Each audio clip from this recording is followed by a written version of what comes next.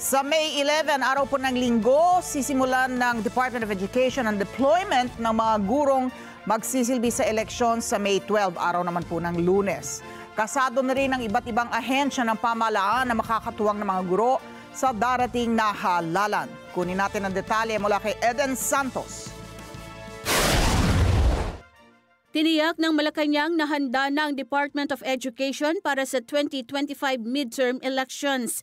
Sa press briefing sa Malacanang ay sinabi ni Presidential Communications Office Undersecretary Claire Castro na sisimula ng DepEd ang deployment ng mga guro simula sa May 11, 2025. Dahil alam natin po na mga guro ang makakasama po para po sa eleksyon sa May 12. Ang sabi po ni Department or DepEd Secretary Sani Angara, handa na po sila at magsasagawa po sila ng nationwide deployment ang DepEd Election Task Force para sa real-time na monitoring, tulong at agarang tugon sa mga insidente simula linggo, May 11.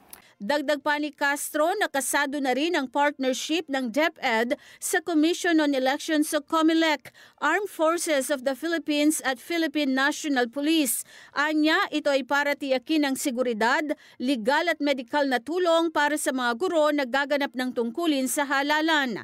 Bukod sa COMELEC, AFP at PNP ay katuwang din ng ahensya ang Integrated Bar of the Philippines o IBP at ang Public Attorney's Office o PAO para magbigay ng libreng legal assistance sa mga guro laban sa anumang harassment at legal threats.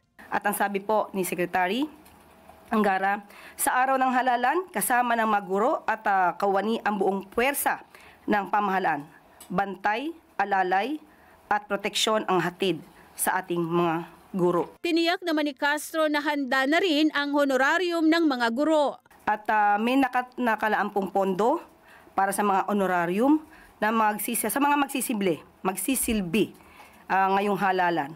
At para na rin po sa paghahanda at paglilinis ng mga paaralan bago at matapos ang eleksyon. Welcome din sa Malacanang ang mga international election observers na kinabibilangan ng 104 members ng European Union. Kung may mga kumbidado po na neutral at wala naman pong pamumulitika, mas maganda pong makapag-obserba sila para makita po nila na ang eleksyon sa Pilipinas ay malinis at para din po maiwasan kung ano man po maaaring dayaang mangyari.